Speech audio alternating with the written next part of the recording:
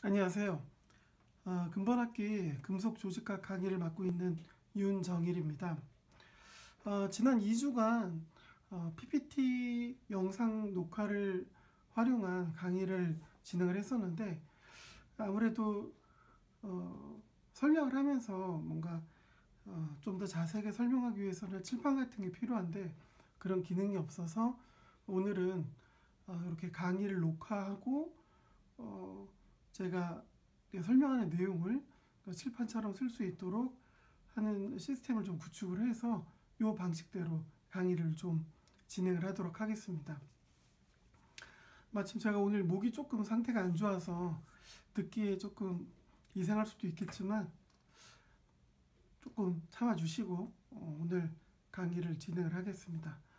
자, 오늘 진행할 강의에 있어서의 제목은 결정질 고체의 구조예 이렇게 되어 있습니다. 뭐 고체라는 단어는 알고 구조라는 말도 알 텐데 일단 잘 들어오지 못한 말이 일단 눈에 띕니다. 그렇죠? 결정질 이렇게 되어 있는데 결정질에 있어서의 포함된 내용들까지는 별 의미가 없을 것 같고 요거 이 결정이라고 지은 결정이라고 부른 말을 좀 생각합시다. 결정은 뭐냐면 원자 배열이 그렇죠? 원자 배열이 규칙적으로 된 상태, 규칙적인 상태를 결정이라고 부릅니다. 결정. 그러니까 바꿔서 얘기하면 오늘 우리가 배울 거 뭐냐면 원자 배열이 규칙적으로 배열되어 있는 그런 고체가 어떠한 구조를 갖게 되는지에 대한 내용을 배우게 되는 것입니다. 지난 2주간 공부했던 내용을 한번 좀 살펴봅시다. 첫 번째 주는 재료가 무엇인지, 그렇죠? 우리가 사람들이 세상을 살아가면서 사용하게 되는 재료는 크게 세 가지로 구분이 되어졌는데, 그렇죠? 첫 번째가 금속, 그 다음에 세라믹, 폴리머 이렇게 나뉘어지게 되는데 얘네들이 어떤 식으로 활용되는지 그걸 개요에 대해서 첫 시간 배웠고 두 번째는 뭐냐면 각각의 그런 재료들의 어떤 특징들이 나타나게 되는 이유 그건 곧 원자였습니다. 그렇죠? 그래서 원자는 어떤 식으로 어떻게 만들어져 있고 어떤 것으로 구성되어 있으며 그 원자들의 특징은 무엇이었는지를 살펴봤습니다. 그리고 그 원자에 있어서 어떤 물질의 특징을 결정짓는 가장 중요한 요소는 뭐냐면 전자라고 불렀어요. 전자. 결국은 원자 내에 있는 이 전자 구조가 어떠한 특징을 각 금속들이나 세라믹이나 폴리머들이 어떤 특징을 갖게 되는 가장 중요한 이유라고 설명을 해드렸습니다. 그래서 이 전자가 어떤 식으로 구성되어 있는지 그래서 우리가 전자에 있어서 양자수라고 불리우는 각 원자들이 움직이는 궤도에 대한 주소를 어떤 식으로 체계적으로 분류해낼 수 있는지 그런 것들을 배웠습니다. 자, 생각을 해봅시다. 원자는 말씀드렸던 대로 각각의 모든 물질의 구성을 이루는 가장 근원이에요. 근데 그 원자는 혼자서는 우리 눈이 그 원자들을 살펴볼 수 없어요. 원자들이 어떤 식으로 구성되어 있는지 사실 우리는 살아가면서 잘 느끼질 못합니다. 그럼 우리가 재료로서 원자를 느끼게 된 거 뭐냐면 그 원자들이 어떻게 쌓여 있을 때 원자들이 포개져서 우리 눈에 보이는 어떤 특정한 구조를 이뤘을 때 우리는 그 재료들이 실제적으로 어떠한 특징들을 갖게 되는지 확실하게 눈으로 보고 손으로 만질 수 있게 됩니다. 결국은 원자 한 개는 의미가 없어요. 원자들이 모여서 특정한 구조를 만들어야 됩니다. 그렇죠? 그래서 결국은 원자 하나는 의미가 없기 때문에 원자 여러 개가 쌓여야 돼. 그러면 그 원자 여러 개가 쌓이는 방식, 그 원자들이 모여서 어떻게 배열을 이루는지, 그 원자들이 모인 그 배열에는 어떠한 규칙이 있는지, 이런 것들이 매우 중요하게 되는 겁니다. 그래서 살펴보면 결국은 우리가 아까 말씀드린 것처럼 지난 시간에 원자 구조나 전자 구조에 있어서의 내용들을 배웠으면, 이번에는 그 원자들이 어떤 식으로 결합을 하게 되는지, 그 원자 결합이 어떤 식으로 구성되어 있는지를 살펴보는 것으로 하겠습니다. 자, 다시 한번 얘기하지만 지난주에는 우리가 원자 한 개의 구조를 살펴봤어요. 하지만 실제 물질, 우리가 사용하는 재료들은 원자들이 쌓여 있어야 사용이 가능합니다. 그러면 그 원자들을 쌓는 방법은 뭐가 되냐? 일단 하나의 원자들이 존재할 때 그 원자가 다른 원자랑 붙어 있어야 되잖아요. 그럼 그 원자와 다른 원자가 어떤 식으로 결합을 하는지, 이 결합과 관련된 내용을 오늘 배우게 되는 겁니다. 자, 이 원자들이 이루는 결합, 한 원자가 다른 원자랑 이루는 그 결합에는 다음과 같이 두 가지로 구분됩니다. 첫 번째는 1차 결합, 두 번째는 2차 결합으로 크게 나뉘어집니다. 1차 결합에는 다시 이온 결합, 공유 결합, 금속 결합으로 나뉘어지고, 2차 결합의 또 다른 이름은 반데르발스 결합이라고 불리는데, 반데르발스 결합과 수소 결합으로 나뉘어집니다. 다시, 원자는 혼자서는 우리가 어떤 재료로서 사용할 수 없고, 그 원자들이 쌓여야 되고, 쌓이기 위해서는 다른 원자들과 이렇게 결합을 이루어야 됩니다. 그 결합을 이루는 데는 1차 결합과 2차 결합으로 구분되는데, 1차 결합에는 다음과 같은 종류로, 2차 결합에는 다음과 같은 종류로 구분이 되어진다는 겁니다. 2차 결합에는 이렇게 보면 뭐라고 되어 있냐? 반데르발스 결합이라고 되어 있죠. 그렇죠? 반데르발스 결합으로 되어 있습니다. 2차 결합의 가장 대표적인 결합이 반데르발스 결합입니다. 그래서 2차 결합을 반데르발스 결합이라고도 하기도 하고, 혹은 2차 결합 내에 반데르발스 결합과 수소 결합이 있다라고도 구분을 합니다. 2차 결합이 곧 반데르발스 결합이라고 생각을 하시면 될 것 같습니다. 지난 시간에 간단하게 설명드렸지만, 반데르발스 결합, 반데르발스, 우리가 영어 사전에선 잘 찾을 수 없는 그런 말이죠. 반데르발스. 그러면 사람입니다. 사람 이름입니다. 이름. 그래서 반데르발스라는 사람이 관련된 내용들을 설명해 내었기 때문에 그 사람 이름을 붙여서 반데르발스 결합이라고 불리웁니다. 자, 아까 얘기했듯이 1차 결합과 2차 결합으로 이야기를 구분이 되어진다고 얘기했는데, 각각의 특징을 먼저 좀 이야기를 해봅시다. 1차 결합은 뭐라고도 부르냐면은 화학 결합이라고도 부릅니다. 화학 결합. 그럼 2차 결합은 뭐라고 부르냐? 2차 결합은 물리적 결합이라고 부르기도 합니다. 자, 봅시다. 화학 결합과 물리적 결합, 어떤 차이가 있을까요? 화학 결합은 뭐냐면, 화학 결합은 어떻게?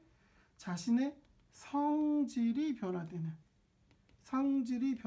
결합이 화학 결합이고, 물리적 결합은 성질이 변화되지 않는 겁니다.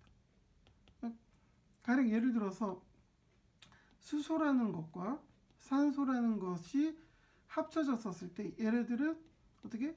물이라는 전혀 새로운 물질로 변하게 됩니다. 이걸 화학결합이라고 부르는 거죠. 물리적 결합은 가령 예를 들어서 모래하고 자갈을 합쳐놓는다고 했었을 때, 모래와 자갈은 그냥 단지 물리적으로 혼합되어 있는 조건이 되는 거죠.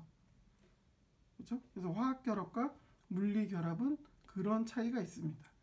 1차 결합은 화학결합, 즉 성질이 변화되는 데 반해 2차 결합은 물리적 결합, 성질이 변화되지 않습니다. 우리가 지난 시간에 전자의 구조, 원자의 구조, 그리고 그 원자의 구조 내에서 각 물질의 성질을 가장 중요하게 변화시키는 전자의 구조를 배웠는데, 거기에서 원자의 화학적인 반응과 가장 밀접한 관계에 있는 전자 구조가 있다라고 했었습니다. 그게 뭐였죠? 최외곽 전자로서 구분되어지는 원자의 성질과 가장 밀접하게 미칠 수 있는 걸 뭐라고 그랬냐면 원자가 전자라고 불렀습니다. 원자가 전자. 원자가 전자. 그렇죠? 원자가 전자에 대한 정의는 수업 자료를 한번 찾아보시면 될 것 같고, 1차 결합은 화학 결합이고 자신의 성질이 변화됩니다. 이 경우에 있어서 결합에 가장 큰 영향을 미치는 것은 바로 원자가 전자예요. 그렇죠?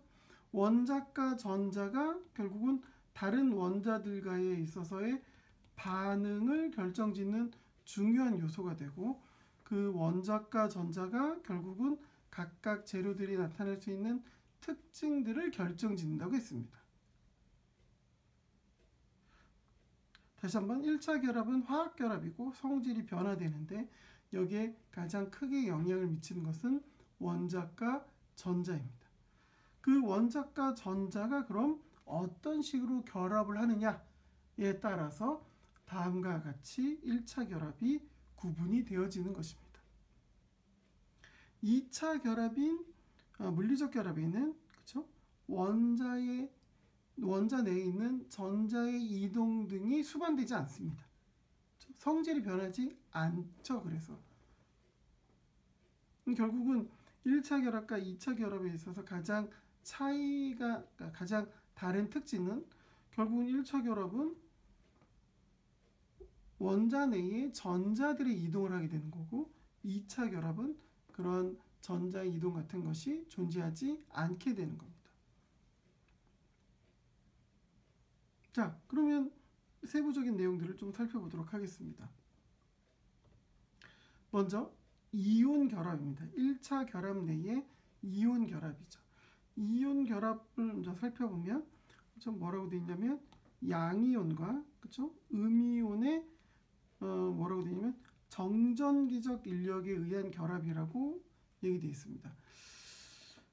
정전기적 인력을 좀 살펴봅시다. 정전기적 인력이라는 것은 결국은 어떻게 되냐면 플러스 혹은 마이너스 전하를 가질 때 서로 당기는 힘, 이게 바로 정전기적인 인력, 이렇게 되는 겁니다. 결국은 양이온, 그렇죠? 음이온 플러스와 마이너스로 구성되어 있는 이 이온들이 결국은 서로를 잡아당겨서 결합하는 것, 이게 바로 이온 결합입니다.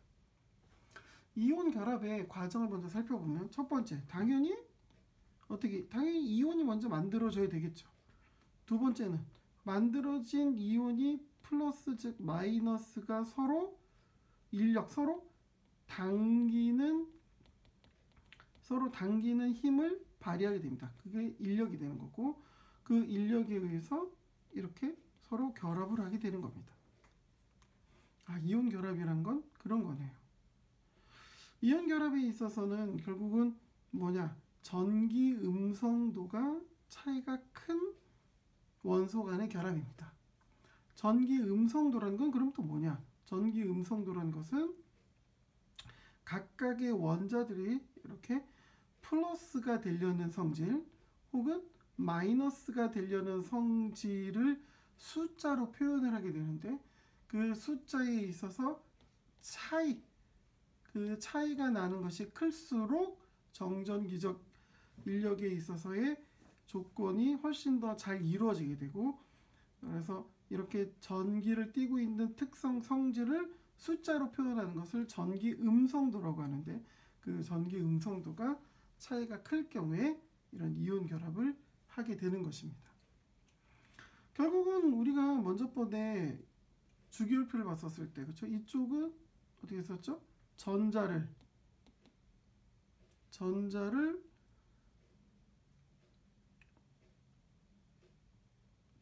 얻으려고 하고, 이쪽은 전자를 어떻게 포기를 하려고 하는 그런 차이들이 있었습니다. 그래서 실제적으로 이러한 이온 결합은 전기 음성도 차이가 큰 원소 간의 결합이 주로 이루어집니다.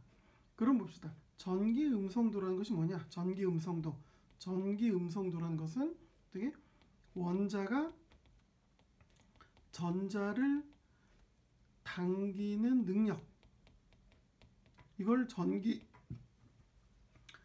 음성도라고 합니다. 그래서 이제 이 숫자를 봅시다. 이게 전기 음성도인데, 여기는 숫자가 낮죠, 그렇죠? 그러니까 전자를 잘 당겨오고 싶지 않습니다. 이쪽은 숫자가 크죠. 그러면 전자를 끌어당기고 싶어요. 그러면 이쪽은 전자를 얻어서 마이너스 성질을 가지려고 하고, 이쪽은 전자를 잊어버려서 플러스 성질을 가지려고 합니다. 그러니까 이온 결합은 이렇게 플러스 쪽을 가지려고 하는 쪽과 마이너스 쪽을 가지려고 하는 원자들이 결합을 이루게 되는 것, 이게 바로 이온 결합이 되는 것입니다. 자, 그럼 그 이온 결합에 있어서의 이제 내용을 한 번 더 살펴보면, 결국은 여기 아까 말씀드렸던 것처럼 이쪽은 전자를 포기하려고 그러고 전자를 얻으려고 합니다. 그래서 이쪽은 이런 결합에 있어서 결합을 보면 어떻게 Na 플러스 Cl 마이너스, 그렇죠? Mg2 플러스 O2 마이너스, CA2 플러스 플로우 2 마이너스, 이런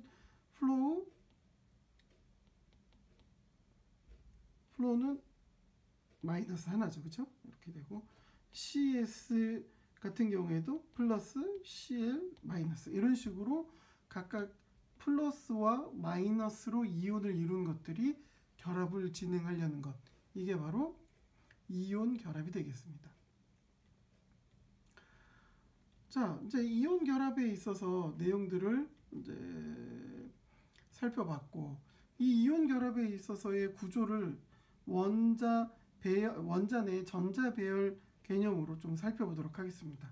그리고 먼저 번에 양자수를 배우면서 주양자수와 부양자수를 배웠습니다. 주양자수는 에너지 준위를 얘기하고, 부양자수가 각 전자들의 궤도의 모양을 결정짓는다라고 얘기를 했습니다. 그렇죠?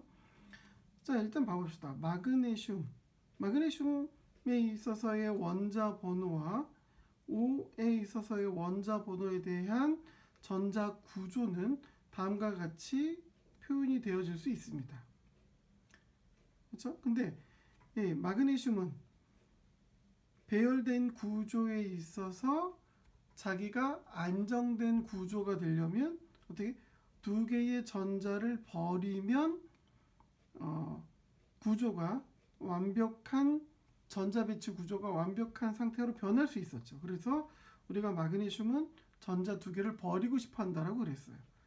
먼저 번의 주기율표상에서 제가 이걸 보면서 마그네슘이 원자 배열에 있어서 안정한 상태가 되려면 전자를 두 개 버리면 된다라고 말씀드렸었는데, 결국은 이렇게 전자 두 개를 버려서 안정한 구조가 되고 싶은 거죠. 그래서 마그네슘은 이렇게 돼서 양이온이 됩니다. 그에 반해서 산소, 즉 O는 주어진 구조에 있어서 두 개의 전자를 더 가지고 있으면 안정된 구조로 변할 수 있죠. 그래서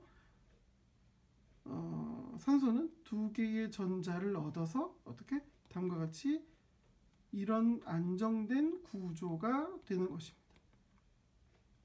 결국은 Mg라는 하나의 원소가 다음과 같은 양이온으로 산소라는 하나의 원소가 이 두 개의 전자를 얻게 된 음이온으로 변화됨으로써 이 두 가지 양이온과 음이온이 합쳐져서 MgO라는 하나의 새로운 화합물을 만들게 되는 것입니다. 이온 결합을 조금 더 설명을 해봅시다. 자, 이거는 보면 뭐냐면 NaCl에 대한 구조입니다. 자, 봅시다. 나트륨은 원자 번호 11번이에요. 그렇죠? 원자 번호 11번이라는 건 전자가 11개, 양성자도 11개라는 뜻인 거고. 그렇죠? 근데 얘네들은 어떻게? 전자 하나를 잃어버리면 안정된 구조로 전자 배치를 바꿀 수 있기 때문에 어떻게? 전자를 하나 잃어버려서 11개가 10개의 전자가 되는 것입니다. 그리고 Cl, 클로라이드 분류는 Cl은 원자 번호가 17번입니다. 원자 번호 17번 당연히 전자 17개, 양성자 17개. 근데 얘네들은 어떻게? 전자를 하나를 더 얻으면 어떻게? 안정된 18개의 전자를 얻게 된 구조가 되는 거죠. 결국은 얘네들은 나트륨은 전자를 하나 잃어서 Na 플러스로, Cl은 전자를 하나 얻어서 Cl 마이너스로 되고, 얘네들은 결국은 결합을 해서 NaCl이 되는 겁니다. 앞에서 했던 얘기가 계속 반복되는데 그런데 왜 또 하느냐?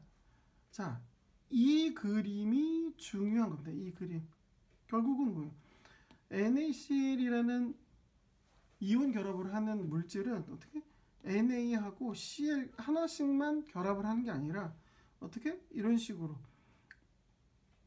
NA가 있으면 CL이 있고 그 옆에 다시 NA가 있고 CL이 있고 NA가 있고 CL이 있고 이런 식으로 반복된 구조 속에서 이온 결합들이 특정한 물질의 구조를 구성을 해낸다는 것입니다. 그러니까 단지 Na 플러스 이온과 Cl 마이너스 이온이 합쳐져서 NaCl 이게 아니라 실제적으로 반복된 구조의 이러한 어떤 눈에 보일 만한 큰 물질을 만드는 그런 구조로서 변화가 된다라는 얘기예요. 그렇죠? 다시 한번 얘기합니다. 이온 결합은 플러스 이온, 마이너스 이온 그런 것들이 정전기적 인력에 의해서 결합을 이루게 되는 거예요. 어떻게? 하나는 원자 내의 전자 배치 구조를 안정시키기 위해서 잃어버리네. 하나는 원자 내의 전자 배치 구조를 안정되게 갖고 싶어서 전자를 얻게 되는 애. 이렇게 되는 겁니다. 결국은 플러스와 마이너스가 만나게 된다는 얘기인데, 자, 이제 이걸 조금 좀 살펴봅시다. 뭐냐면 포텐셜 우물이라고 불리우는 내용이에요.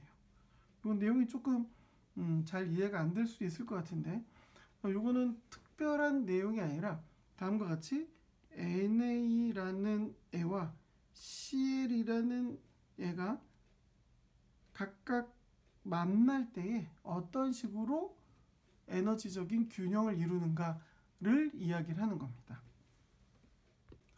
다음은 이온 결합에 있어서 포텐셜 우물에 대해서 설명을 좀 드리겠습니다. 자, 어려운 내용은 아니니까 좀 생각을 해봅시다. 자, 우리 어렸을 때에 자석을 갖고 많이 놀았죠. 자, 봅시다. 이게 N극이고 자석이 이게 S극입니다. 이걸 가만히 두면 어떻게 되나요? 서로 끌어당기겠죠? 그쵸? 끌어당기는 이 상황을 우리가 여기를 붙잡고 가까이 가서 이렇게 붙잡고 있으면, 즉 서로 붙지는 않고 이렇게 하면 어떻게? 서로 붙으려는 힘이 더 커지죠? 그렇습니다. 그리고 얘네들은 결국은 서로 N극과 S극이 붙어서 이렇게 존재하기를 원합니다. 누구나 한 번쯤은 이런 실험을, 이런 뭐 장난을 해봤을 거라고 생각을 하는데, 결국은 n극과 s극에 대해서 그대로 플러스와 마이너스라고 생각을 해보면, 그럼 플러스와 마이너스가 서로 떨어져 있을 때는 어떻게 서로 플러스와 마이너스가 당겨져서 결국은 플러스 마이너스가 이렇게 서로 붙어 있기를 원하는 거죠. 그렇습니다. 뭐 아주 간단한 예예요. 근데 만약에 이렇게 붙어 있는 애들을, 그죠? 얘네들을 자석이라고 했었을 때 여기 n극, 그죠? 이게 s극, 잘 붙어 있어요. 잘 붙어 있는데 내가 이 잘 붙어 있는 애들을 억지로 이 안으로 밀어 넣는다고 생각을 해봅시다. 이만큼. 상식적으로 말이 안 되죠. 왜? 얘네들도 고체고, 가령 얘네들도 고체인데 고체가 고체 속으로 들어갈 수가 있나? 불가능하죠. 불가능합니다. 근데 만약에 얘네들이 완전 고체가 아니고 작은 물풍선 같은 거라고 해봅시다. 그쵸? 빨간색 물풍선하고 파란색 물풍선이 있는데 얘네들이 플러스고 마이너스라고 했었을 때 마찬가지로 이 물풍선 두 개는 서로가 붙어 있고 싶어 하죠. 붙어 있고 하는데 얘네들을 내가 억지로 민다고 하면 물풍선끼리는 서로 이렇게 중첩될 수 있죠. 물론 얘네들의 모양은 이렇게 서로 조금씩 찌그러지긴 하겠습니다만, 그렇죠? 이렇게 중첩된 조건이 존재하게 되어지고, 하지만 더 힘을 준다고 해도 얘네들이 서로 완벽하게 물풍선 두 개가 겹쳐져서 존재할 수는 없죠. 얘네들이 이렇게 완벽하게 두 개가 겹쳐질 수는 없습니다. 이 두 상황을, 그렇죠? 머릿속에 생각할 수 있는 이 상황을 그래프로 한번 표현을 한번 해봅시다. 그게 요 그래프예요. 자, 일단 용어를 잠깐 생각해 보면, 아까 얘기했듯이 Na 플러스와 Na 플러스 이온과 Cl 마이너스 이온이 각각 물풍선이라고 했었을 때, 그 물풍선이 서로가 떨어져 있는 경우에는 플러스와 마이너스가 서로 붙고 싶어 하죠. 이렇게 붙고 싶어 합니다. 결국은 이렇게 떨어져 있는 애들은 어떻게 서로 붙고 싶어 하는 힘이 작용을 하게 됩니다. 서로가 당기는 힘, 그걸 보고 인력이라고 부르는 겁니다. 당기는 힘, 인력. 근데 어떻게 그 물풍선이 아까 예에서 설명했던 것처럼 그 물풍선이 만약에 이렇게 해서 두 개가 겹쳐지면 처음에는 조금은 겹쳐질 수는 있겠지만 이게 계속해서 겹쳐질 수 있냐? 불가능하죠. 그러면 어느 정도 겹쳐지게 되면 어떻게 돼요? 서로 청력이 작용합니다. 청력. 척력에 있어서의 내용을 보면 이거는 미는 역, 힘, 이렇게 되는 겁니다.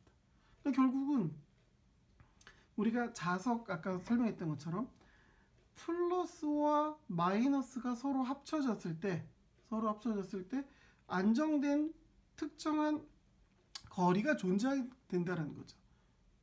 여기를 벗어나서 더 가깝게 가게 되면 결국은 그런 일은 일어나지가 않는다라는 거예요.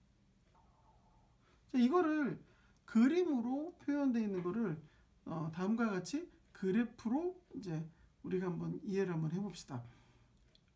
우리가 생각하는 인력과 청력에 있어서의 조건들은 사실 머릿속에만 생각하는 거 아니라 그래프로도 표현을 해낼 수 있으니까요. 좀 봐봅시다. 일단 그래프의 X축과 Y축을 생각해 봅시다. 그래프에 있어서 X축은 뭐냐면은 어떻게 원자와 원자 사이의 거리, 혹은 이온과 이온 사이의 거리.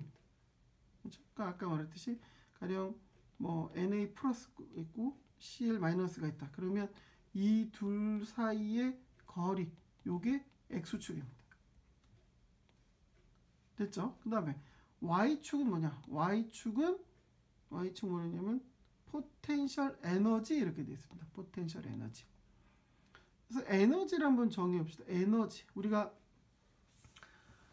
초중고를 지나면서 에너지란 말을 많이 들었는데 에너지가 뭐죠? 에너지는 정의라면 어떻게?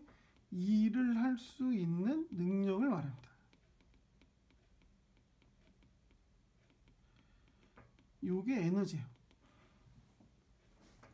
이게 에너지 정의입니다. 그러니까 일을 할 수 있는 능력. 우리가 일이라는 건 과학적으로 정의 내리는 조건들이 있는데 그냥 편하게 여러분들이 그 전에 나 일하고 있어 뭐 이런 정도의 개념으로 받아들여도 상관없어요. 뭔가 할 수 있는 능력, 그게 에너지입니다. 포텐셜 에너지, 포텐셜은 잠재적이라는 뜻이겠죠.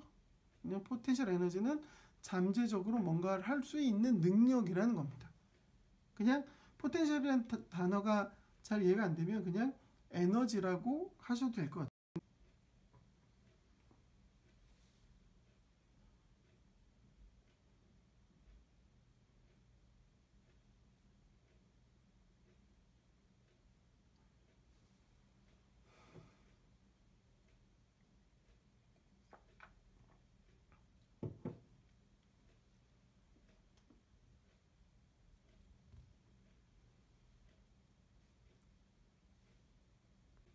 포텐셜 에너지는 뭐다? 포텐셜 에너지는 일을 할 수 있는 잠재적인 능력, 이렇게 생각하시면 될 것 같습니다.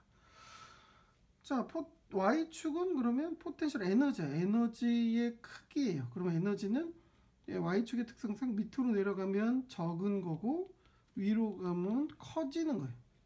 커지는 건데 이 그래프를 보면 좀 특이하게 가운데 0 이렇게 되어 있습니다. 그리고 위는 repulsion, 아래는 attraction 이렇게 되어 있어요. 그렇죠? 그럼 밑에는 어떻게 되냐면 인력, 위에는 청력과 관련된 에너지 크기라고 생각하시면 될 것 같아요. 그렇죠? 자, 그러면은 봅시다. 인력과 관련된 에너지는 어떻게 되냐? 원자가 혹은 두 이온이 멀리 떨어져 있었을 때는 서로 당기고 싶어 해요. 그렇죠? 당기고 싶다. 그런데 점점 더 가까이 옵니다. 이제 Na 플러스와 Cl 마이너스가 점점점 가까이 와. 그러면 갖고 있는 에너지, 잠재적인 에너지는 점점점 줄어들어요.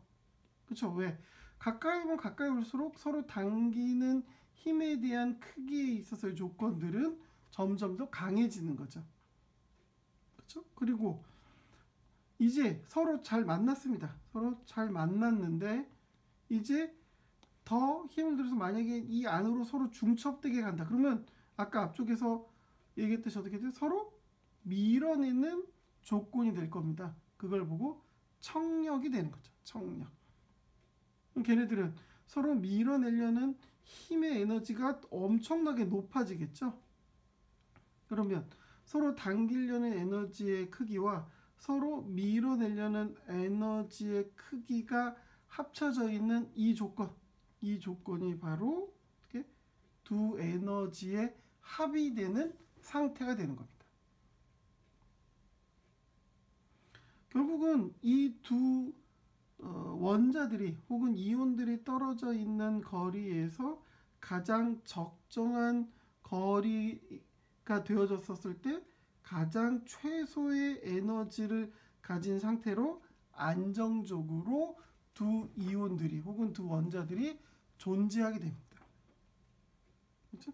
이렇게 해서 두 이온 혹은 원자들이 떨어져 있는 거리, 그리고 그때 가장 안정적인 에너지 상태를 이루게 되면 그걸 뭐라고 부르냐? 평형 결합 거리라고 부릅니다. 평형 결합 거리, 즉 I0. 결국은 인력과 청력의 균형을 이룰 때 포텐셜 에너지가 최소가 되고 가장 안정적인 결합을 유지하게 되는 겁니다. 그러니까 이게 복잡하게 보일 수 있지만 간단하게 한 번만 더 설명을 해드리면 어려운 게 아니라 이 얘기예요. 두 이온이 서로 결합을 하고 싶어요. Na 이온과 Cl 이온. 근데 얘네들이 결합할 때 한쪽은 플러스고 한쪽은 마이너스니까 당연히 서로 당기는 힘이 작용을 해요. 당연한 거야. 근데 어느 정도 당겨지게 돼서 만약에 가까워지면 서로 에너지가 중첩되는 영역이 생기게 되고 그때부터 서로 밀어내는 영역이 생긴다는 거죠. 결국은 두 이온이 결합될 때 그 이온이 가장 안정적인 상태로 떨어져 있을 거리가 존재한다는 거죠. 그걸 부르고 평형 결합거리 R0라고 부른다는 겁니다. 결국은 어떻게 인력과 그렇죠? 인력과 청력의 균형을 이루고 있는 특정한 거리가 존재하게 된다는 겁니다. 그리고 그때는 어떻게 인력도 세지 않고 청력도 세지 않은 아주 안정적인 에너지만큼의 그 에너지를 가지게 되는데 이걸 이 평행 결합 거리에서의 최소 에너지로 생각을 하면 될 것 같습니다. 됐죠? 포텐셜 우물이 그렇게 어려운 건 아닙니다. 그럼 왜 우물이라고 그러냐? 이렇게 생긴 조건에 있어서 에너지가 모일 수 있는 영역들이 존재한다 해서 우물이라고 불리는 겁니다.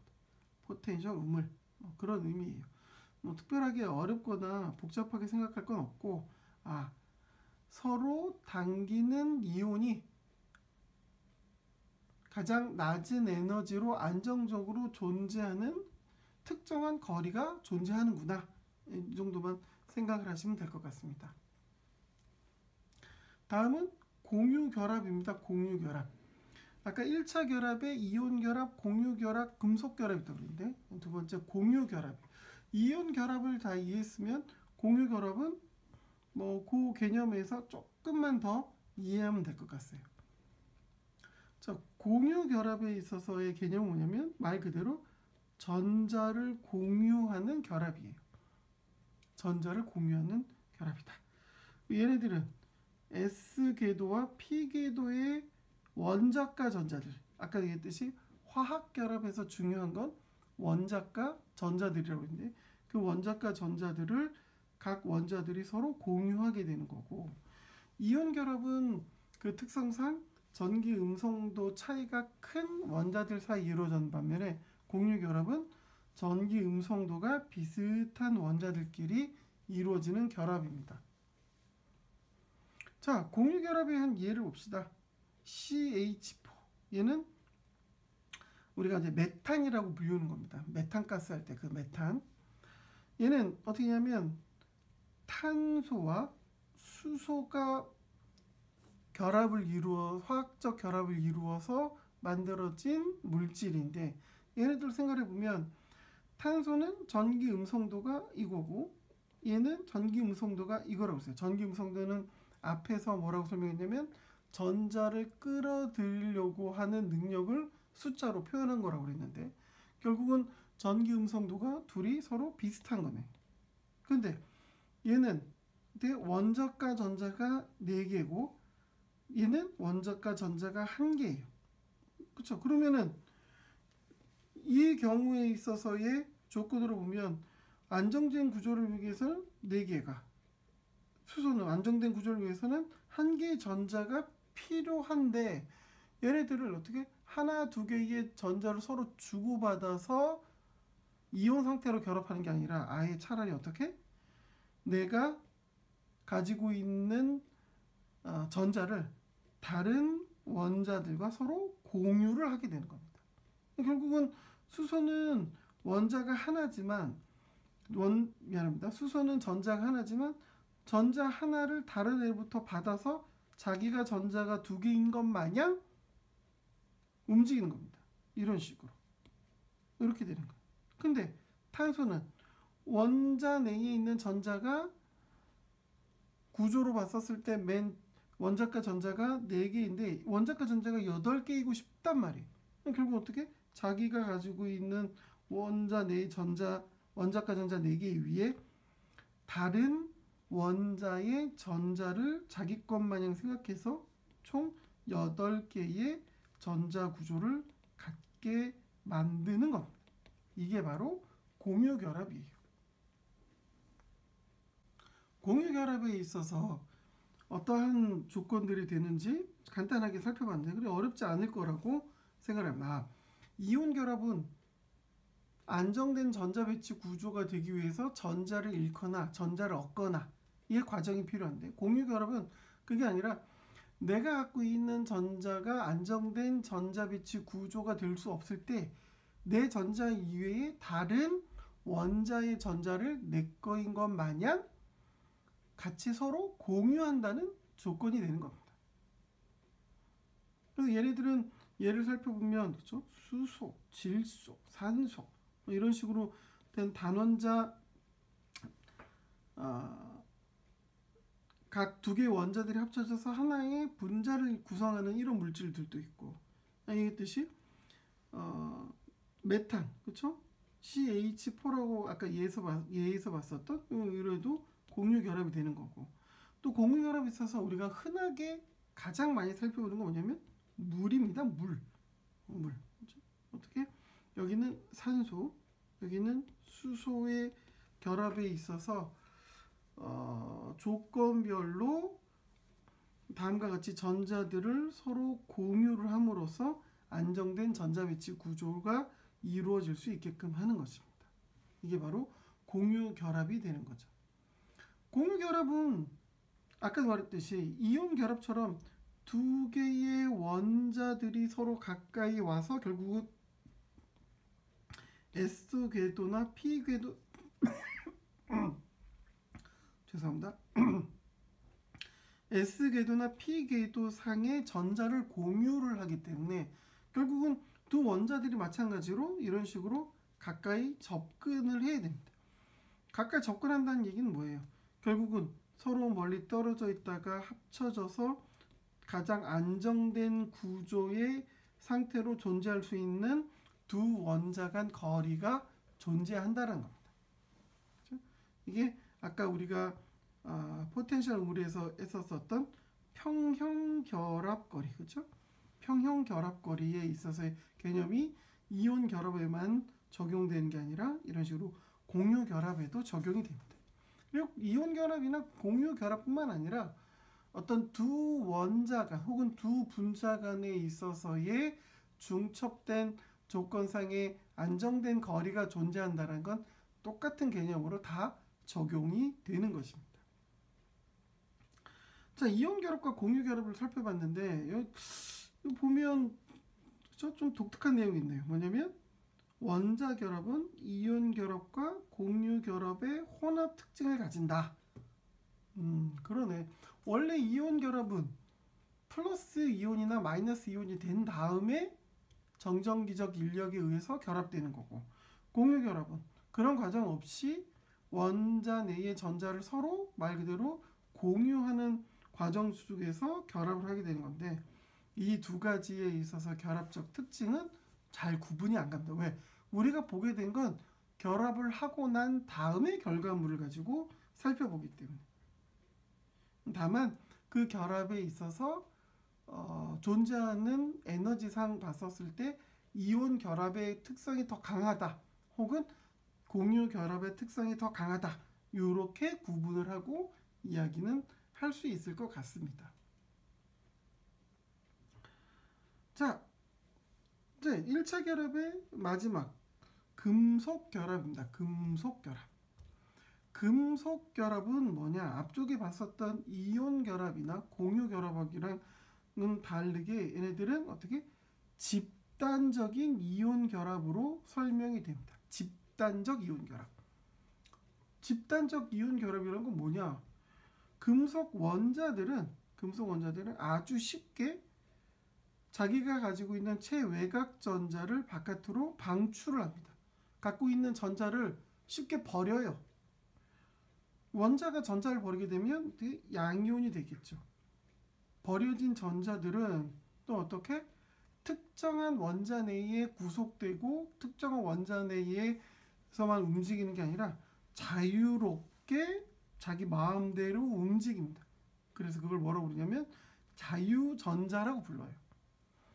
자유전자는 별명이 또 있습니다. 뭐냐면 전자운이라고 부르기도 하고 혹은 전자바다라고 부르기도 합니다. 결국은 방금 설명했었던 내용대로의 구조를 살펴보면 이렇게 원래는 플러스 마이너스를 갖고 있지 않은 하나의 단일 원자들일 텐데 이 원자 내에서 어떻게 전자들을 막 바깥으로 버립니다. 바깥으로 버리면 원래 자기가 갖고 있는 전자에 대해서 당연히 전자를 버렸으니까 안에 있는 양이온으로 인해서 양성자로 인해서 얘네들은 어떻게 양이온의 특성을 갖게 됩니다. 모든 원자들이 이런 식으로 양이온의 특성을 갖게 됐었을 때 어떻게 모든 원자들이 바깥으로 버려지게 된다면 모든 원자를 버린다는 게 아니라 각 금속 원자의 최외곽 전자들을 버린다는 얘기입니다. 그래서 바깥으로 어떻게 했었을 때 되면 결국은 요게 이런 모양들이 되겠죠. 그래서 이런 전자들이 아주 많은 이런 특별한 구조들이 되는데 결국은 이걸 왜 집단적인 이온 결합이라고 부르느냐. 얘네들 플러스 쭉 다 있고 마이너스들이 존재를 하게 되는 거죠.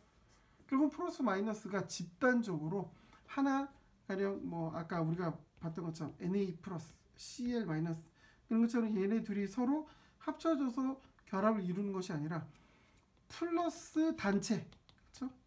그다음에 마이너스 단체 등이 하나의 결합을 이루고 있다는 뜻입니다. 그래서 집단적인 이온 결합이다 라고 이야기를 하고 있습니다. 집단적 이온 결합에 있어서 아까도 설명했듯이 결국은 이온 플러스 이온은 움직이지 못하지만 마이너스 이온인 이 전자들은 쉽게 움직일 수 있거든요. 그래서 이 마이너스 이온들이 즉 자유전자가 즉 전자운이 즉 전자바다가 어떠한 역할을 하느냐 각 금속 결합에 있어서 접착제 역할을 하게 되는 것이죠. 접착제. 이 마이너스 특성을 가지고 있는 이 전자들이 이 금속 결합에 있어서의 구조를 이루게 되는 안정된 결합을 유지하게 하는 그런 접착제 역할을 하는 것이 이 자유전자, 전자바다 뭐 이런 것들입니다. 아까 봤었던 이온 결합, 공유 결합에 비해서 금속 결합은 그렇죠, 표현하는 방법이 그렇게 복잡하지 않네요. 집단적인 이온 결합이구나. 플러스와 마이너스들이 엄청나게 많이 존재하고 그런 애들 때문에 서로가 결합된 구조를 이룰 수가 있구나. 이렇게 생각하시면 될 것 같습니다. 자, 그러면 이 금속 결합에 있어서 가장 구조적인 특징은 이러한 집단적 이온 결합, 즉 존재하게 되는 자유전자, 전자운, 전자바다가 생기게 되는데 그러면 그것 때문에 이 금속에서는 어떠한 일이 생기느냐? 다른 것과 달리 어떻게? 열과 전기를 잘 통하는 그런 성질이 있습니다. 생각을 해봐요. 우리가 일상에서 사람들이 사용하는 재료 중에 뭐라고 있습니까? 금속, 세라믹, 폴리머로 불리는 플라스틱 이렇게 구성이 되어지는데 그 중에 열과 전기를 잘 통하는 애들은 금속밖에 없는 거예요. 그러면 금속은 왜 열과 전기를 잘 통하냐? 바로 그거는 앞쪽에서 얘기한 금속 결합의 어떤 구조적인 특징입니다. 자, 그럼 요거는 어떻게 과제로 내드리겠습니다. 금속은 그렇죠? 열과 전기를 잘 통하게 되는데 그 이유는 바로 금속 결합 때문입니다. 그러면 왜 금속 결합은 열과 전기를 잘 통하게 되는지 그 이유에 관해서 간단하게 정리해서 제출을 해 주시기 바랍니다. 그러면은 생각해 보면 열은 어떻게 움직이게 되고 전기는 어떻게 움직이게 되는지를 생각을 하면 금속 결합의 특징에 있어서의 이유와 잘 설명될 수 있을 거라고 생각을 합니다. 그렇죠? 그러니까 요 내용을 레포트로 잘 제출을 해 주시기 바랍니다. 자, 이제 2차 결합으로 갑시다. 자, 앞쪽에 우리가 오늘 수업할 내용들을 좀 살펴봤었을 때 원자 결합에는 1차 결합과 2차 결합이 있다라고 말씀드렸어요. 1차 결합은 특징으로 봤을 때 화학 결합, 즉 자기의 성질이 변하게 되는 그런 결합인데 얘네들은 이온, 공유, 금속 결합이 있다고 그랬고 2차 결합은 물리적 결합, 즉 성질이 변하지 않는 결합이고 얘네들은 반데르발스 결합이라고 불리우기도 하며 종류에는 반데르발스 결합과 수소 결합 이런 것들이 존재한다라고 얘기를 해드렸습니다. 그러면 2차 결합에 대해서 내용들을 좀 살펴보겠습니다. 2차 결합은 반데르발스 결합이라고도 하고 혹은 2차 결합 내에 반데르발스 결합이 있다고도 합니다. 같은 이야기인데 뉘앙스가 조금 다른 거죠. 그냥 그 2차 결합의 가장 대표적인 게 반데르발스 결합이기 때문에 그렇게 부르는 겁니다. 자, 반데르발스 결합에 있어서 내용을 생각을 해보면 일단 가장 중요한 특징은 뭐냐면 어떻게 전자를 주고받고 공유하지 않는다. 전자를 주고받는다. 이건 이온 결합하고 상관이 있는 거고 공유하지 않는다. 이거는 공유 결합이랑 생각을 하면 될 것 같고 금속 결합은 뭐 집단적인 이온 결합이라고 그랬으니까 뭐 전자를 주고받는 그 개념으로 생각을 해볼 수 있겠죠. 어쨌든 그런 애들하고는 전혀 상관이 없네. 즉 물리적 결합이에요. 성질이 바뀌지 않아. 그 2차 결합에 의해서 가장 큰 특징이 뭐냐면 쌍극자를 형성한다는 거예요. 쌍극자, 쌍극. 뭐야? 쌍극이에요. 쌍극. 쌍은 뭐야? 한 쌍, 두 쌍 할 때 페어. 폴은 극성 할 때 이렇게 되는 거고. 이게 이제 그리스어로 썼을 때 모노, 뭐 다이, 뭐 이렇게 하는 것 때문에 다이, 폴 이렇게 된 겁니다. 무슨 얘기냐? 다른 게 아니라 플러스 마이너스가 된다라는 거예요. 쌍극 플러스 마이너스. 그래서 플러스 원래는 플러스 마이너스 특성을 갖고 있지 않은데 어떻게 플러스 마이너스가 된 것처럼 만들어진 다음에 앞쪽에서 우리가 설명드렸었던 정전기적 인력. 정전기적 인력은 이온 결합할 때 봤었죠. 그렇죠? 플러스와 마이너스가 된 애들이 서로 끌어당기려고 하는 그런 과정을 정전기적 인력에 의한 과정이라고 설명했었는데 이런 것처럼 이렇게 해서 결합을 하는 것이 2차 결합입니다. 그러니까 쉽게 말하면 2차 결합은 원래 플러스 혹은 마이너스의 극성을 띠지 않는 애들이 플러스 마이너스 극성을 띈 것처럼 움직인다는 거예요. 그런 것처럼 특성들이 나타난다는 겁니다. 그러다 보니까 결합 에너지가 매우 낮아서 쉽게 그 결합이 끊어집니다. 결국은 이 쌍극자를 형성하는 내용, 이게 어떻게 쌍극자를 형성하느냐에 따라서 구분이 나눠질 수 있는데 이렇게 진동에 의해서 되거나 극성 분자하고 그 극성 분자 때문에 만들어진 유도 쌍극자에 있어서의 결합 혹은 영구 쌍극자 혹은 그러니까 영구 원래부터 플러스 마이너스의 특성을 일부 갖고 있는 애들이 결합하는 이 조건으로 각각 구분이 되어진다는 겁니다. 자, 이게 무슨 말인지 잘 모르겠다. 하나씩 봅시다. 일단 진동에 의한 유도 쌍극자. 유도란 말은 원래는 아니었는데 그렇게 변화가 된다는 겁니다. 그렇죠? 이렇게 한번 생각해 봅시다. 원자 핵과 전자 구름이 만약에 이렇게 존재하고 있다. 그러면 여기는 플러스고 전자는 마이너스니까 이 조건에 있어서 보면 플러스 마이너스가 안정적으로 잘 유지하고 있어요. 그런데 이런저런 이유 때문에 가령 원자 핵이 한쪽으로 몰려요. 그러면 여기는 순간적으로 플러스인 것처럼 여기는 순간적으로 마이너스가 된 것처럼 느끼게 된다는 겁니다. 이런 것들이 어떻게? 원자가 진동, 원자는 끊임없이 진동을 하게 되는데 갑자기 확률적으로 뜬금없이 원자 핵이 한쪽으로 몰아드는 이런 진동이 생겼을 때 이런 식으로 플러스와 마이너스가 된 것처럼 얘네들이 작용을 한다는 거예요. 여기서 보면 어떻게? 다음과 같이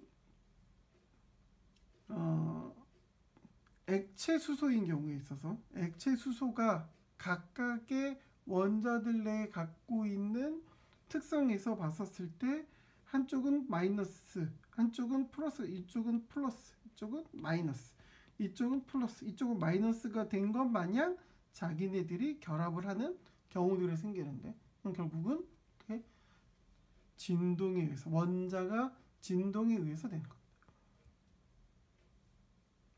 두 번째는 극성 분자에 의해서 되는 것이다. 극성 분자. 기본적으로 극성 분자는 뭐야? 원래 플러스 마이너스를 갖고 있는 애들이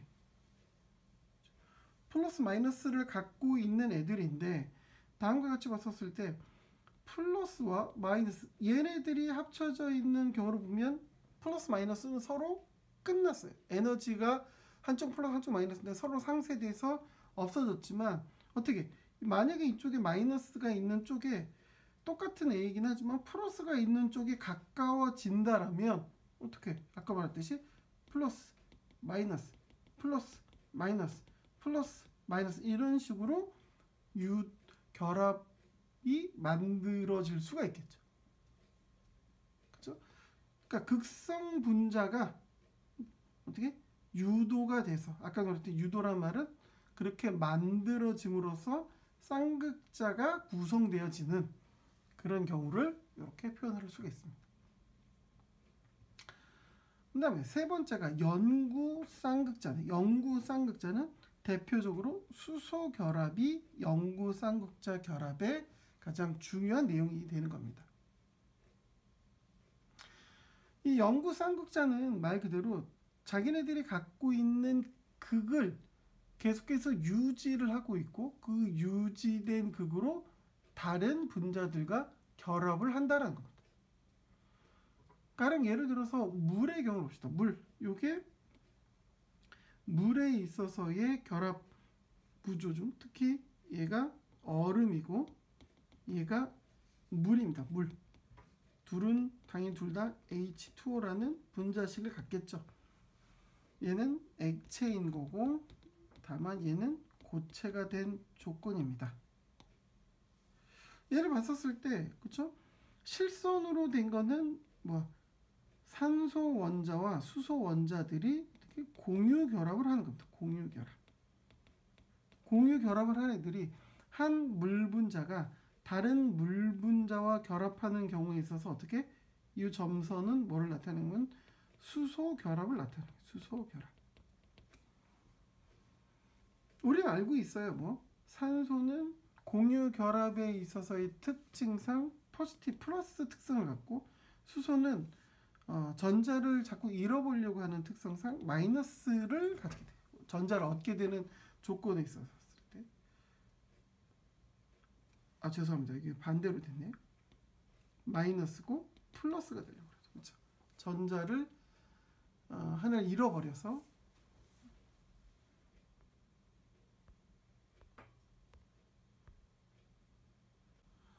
다음은 영구 쌍극자 결합, 즉 가장 대표적인 수소 결합으로 표현되어지는 영구 쌍극자 결합에 대해서 살펴보겠습니다. 영구 쌍극자 결합은 어떻게 2차 결합 중에서 가장 강한 결합인데 이 대표적인 거는 뭐가 있냐면 H2O, 즉 물이 있습니다. 물. 여기 있는 그림을 보면 얘네들은 얼음의 구조이고 이거는 물의 구조입니다. 둘 다 H2O라는 분자식이 동일한 거지만 얼음인 경우에 있어서의 고체와 물인 경우에 있어서의 액체는 이 H2O는 사실 조금 다른 구조를 갖습니다. 어쨌든 그거는 지금은 신경 쓸 건 아니고 영구 쌍극자 결합에서 가장 대표적인 게 수소 결합이라고 그랬는데 왜 수소 결합이냐? 한번 생각을 해봅시다. H2O 즉 물은 우리가 앞쪽에서 뭐라고 그랬냐면 산소 원자에 어떻게 수소 원자와 수소 원자가 각각의 전자를 공유한다 그랬어요. H2O라는 하나의 분자는 공유 결합에 의해서 만들어지는 겁니다. 공유 결합. 그렇죠? 공유 결합인데 봅시다. 원자가 갖고 있는 전기 음성 도구적인 특성을 살펴봤었을 때 그렇죠? 원자 내의 전자 배치 구조에 대한 안정성으로 보면 O는 어떻게 됐어요? 전자를 뭔가를 자꾸 받아서 마이너스적인 특성으로 가고 싶어 합니다. 그렇죠? 그리고 수소는 어떻게 됐었죠? 원래의 원자 내에 있는 전자를 버리고 플러스가 되려고 하는 특성이 강한 애. 주기율표상에 있어서의 전기 음성도 그리고 주기율표상에 있어서의 원자 내의 전자 배치의 안정성을 설명하면서 계속 반복적으로 했던 이야기입니다. 결국 어떻게 돼? 얘네들은 이미 H2O라는 공유 결합으로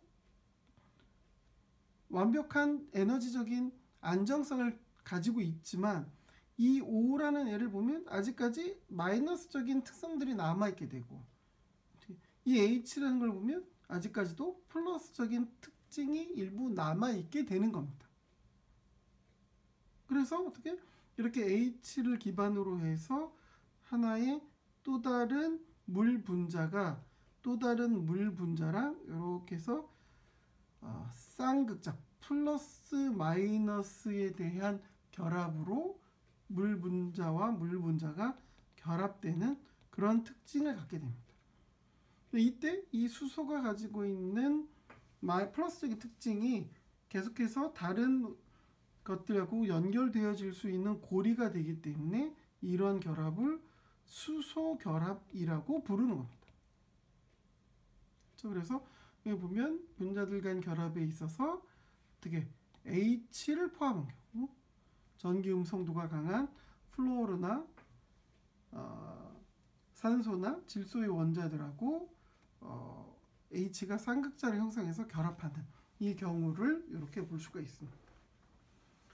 참고로 이게 보면 아까 있듯이 여기가 고체 즉 얼음이고 여기 액체 즉 물이라고 말씀을 드렸었는데 우리는 알고 있습니다. 물은 액체였다가 고체로 가면 부피가 커져요. 그래서 음료수병에 담겨놓은 병을 냉동실에 두면 그 병이 터지죠. 그렇습니다. 근데 보통은 원래는 어떻게 되냐면 기체에서 액체로 액체에서 고체로 갈수록 부피가 점점점 감소해 맞는 거예요.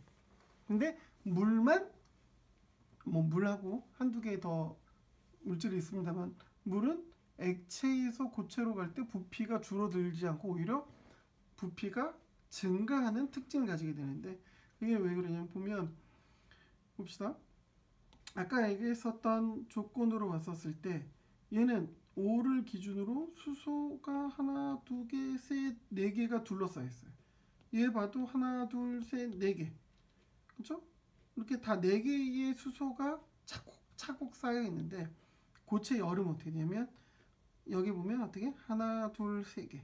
얘 보면 어떻게 하나, 둘, 세 개. 이런 식으로 수소 원자를 원래 공유 결합하는 것 이외에 2차 결합으로 보면 얼음은 하나만 갖고 있는데 반해서 물은 이렇게 두 개의 결합을 갖고 있습니다. 좀 더 조밀하게 물이 결합을 하고 있고 얼음은 즉 고체 상태로 되면 이 구조가 이렇게 바뀌면서 결합의 수가 좀 줄게 되죠. 전체적으로 부피가 늘게 되는 그러한 영향이 드는 겁니다. 뭐 일종의 상식 같은 거니까 아 그렇구나 그런 게 있구나 생각을 하면 될 것 같습니다. 자, 2차 결합에 있어서 우리 주변에서 보는 것들을 좀 살펴봅시다. 자, 2차 결합에 있어서 보면 얘하고 얘 참고로 예를 들면 둘 다 뭐냐 탄소로 이루어진 결합입니다. 탄소로 이루어졌어요. 근데 이 두 개의 결합 구조를 살펴보면 얘는 이렇게 판상으로 자기들끼리는 공유 결합이 이루어져 있는데 공유 결합이 된 것과 다른 공유 결합관 죄송합니다. 공유 결합한 것과 공유 결합한 것은 서로 어떻게 돼 있냐? 2차 결합인 반데르발스 결합으로 구성이 되어 있어요. 근데 얘는 똑같이 탄소예요. 탄소인데 얘네들은 위아래 모두 다 탄소가 공유 결합으로 이루어져 있네요. 둘 다 탄소로 되어 있는데 이렇게 되니까 특징들이 완전히 서로 다른 특징들이 나타납니다. 그래서 얘는 뭐냐? 얘는 흑연이에요. 흑연. 연필심. 얘는 뭐냐? 다이아몬드입니다. 다이아몬드. 이 두 개는 구조에 있어서의 공유 결합에 대한 동일 조건에 의해서 결합은 존재하지만 층간 결합의 차이로 인해서 그 둘은 서로 물질적인 특성에 있어서 큰 차이를 나타냅니다. 그렇구나. 그러네요. 우리가 배운 내용들이 우리의 실생활에 대해서 정말 관련이 있는 그런 내용들입니다. 자, 이제 조금 한 가지만 더 한번 생각을 한번 해봅시다. 자, 우리는 앞쪽에서 원자 결합이 된 걸 배웠어요. 1차 결합인 이온 결합, 공유 결합, 금속 결합. 2차 결합은 반데르발스 결합과 수소 결합.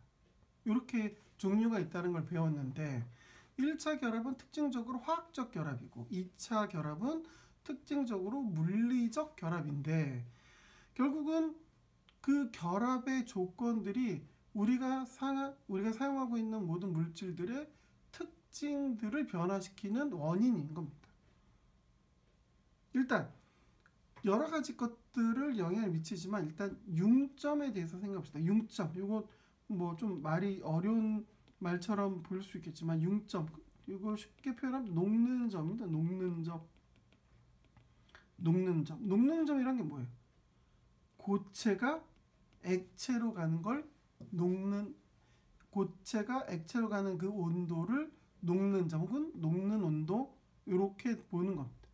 그걸 조금 한자를 섞어서 표현하면 융점 이렇게 붙습니다. 이 융자가 녹는다는 의미거든요. 녹는 온도 이렇게 되는 겁니다. 자, 녹는다라는 내용은 원자 배열로 보면 어떻게 될까요? 그렇죠? 고체의 원자 배열과 액체의 원자 배열을 그럼 생각을 해보면 될 것 같아요. 고체 원자 배열은 뭐냐? 고체의 원자 배열은 다음과 같이 그 위치의 원자들이 각각 이런 식으로 정해진 위치의 원자들이 다 존재하게 됩니다. 이게 바로 어떻게 고체의 원자 구조예요. 근데 이 고체의 온도를 올려봅시다. 점점 온도를 올리면 원자들은 어떻게 온도가 올라가면 올라갈수록 원자들은 어떻게 에너지를 받아서 막 움직이게 됩니다. 막 움직여요. 이런 식으로 막 진동을 합니다. 사방팔방으로 진동을 해요. 지금 2차원 평면으로 그림을 그려서 그렇긴 하지만 공을 생각해보고 그 공이 온 사방으로 펄쩍펄쩍 뛰는 걸 생각을 하시면 될 것 같습니다. 어떻게? 온도가 올라가면 이렇게 얌전하게 존재하고 있었던 원자들은 이런 식으로 온 사방으로 진동을 하게 됩니다. 그러면 고체인 구조에서 어떻게 온도를 점점 올려서 어떻게 이런 식으로 진동을 하게 되면 어떤 일이 생겨요? 각 원자와 원자는 결합을 하고 있잖아요. 그 결합은 우리가 앞쪽에서 배웠었던 1차 결합, 2차 결합 그런 모든 것들을 포함을 하는 겁니다. 그런데 얘를 서로 원자들을 그 결합에 의해서 꽉 잡고 있는데 열 에너지를 만약에 받게 돼서 얘네들이 진동을 하게 되면 그 결합 꽉 잡고 있었던 것들이 느슨해지겠죠? 느슨해질 겁니다. 그러다가 결국 어떻게?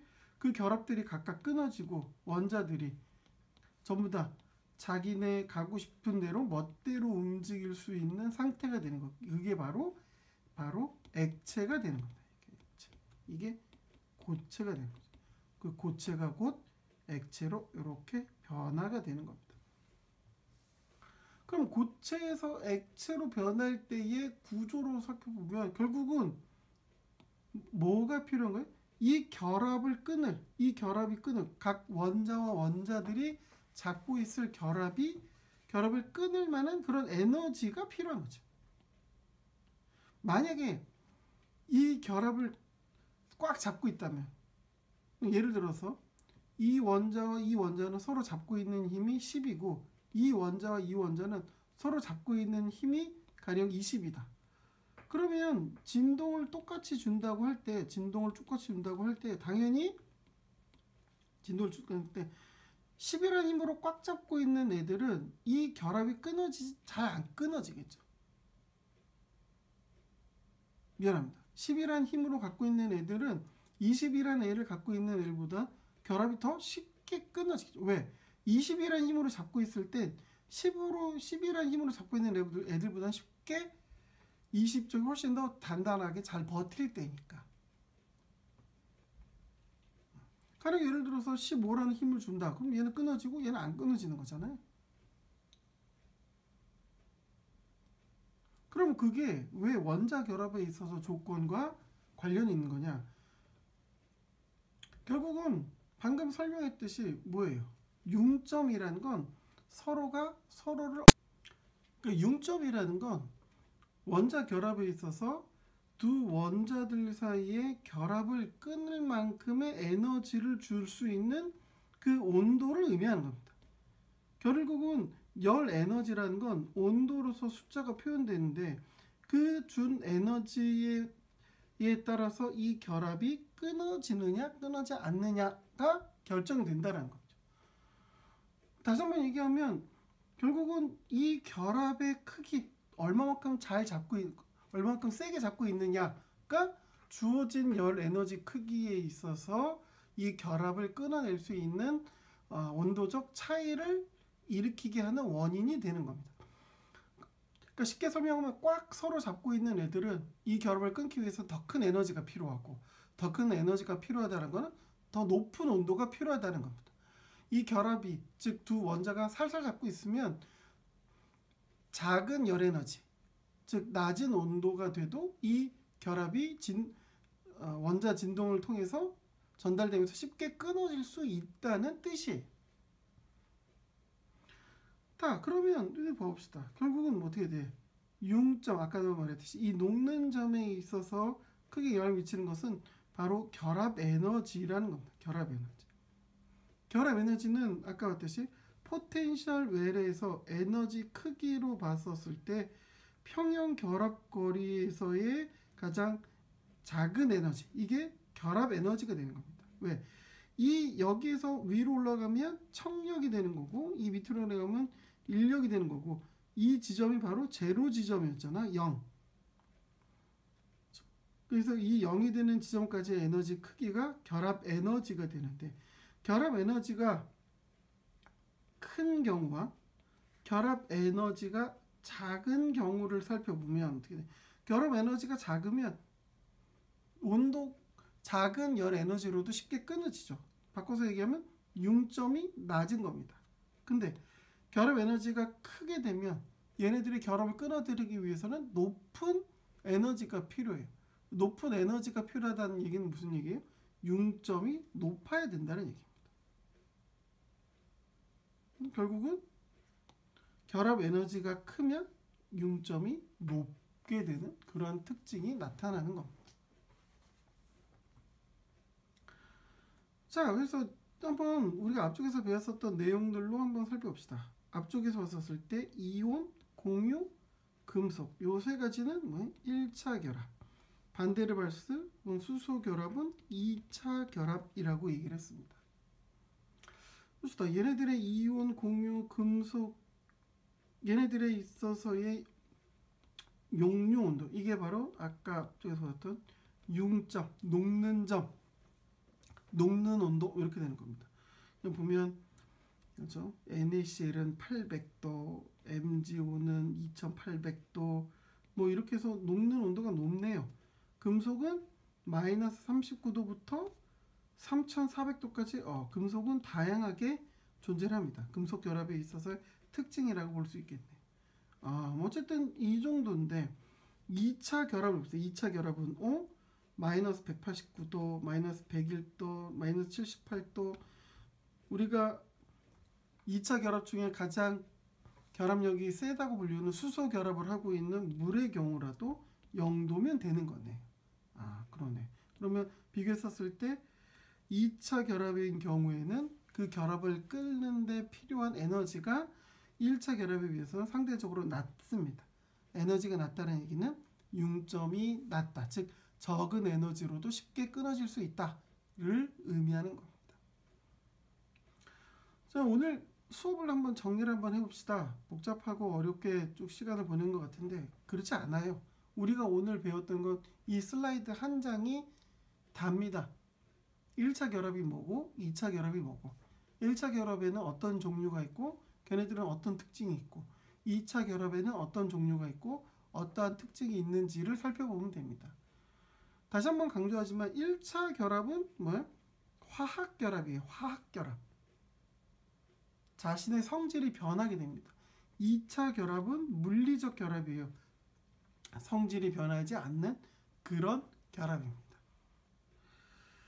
자, 오늘 수업 푸느라고 고생 많이 하셨습니다. 다음 시간에 뵙도록 하겠습니다. 이상 강의를 마치겠습니다. 감사합니다.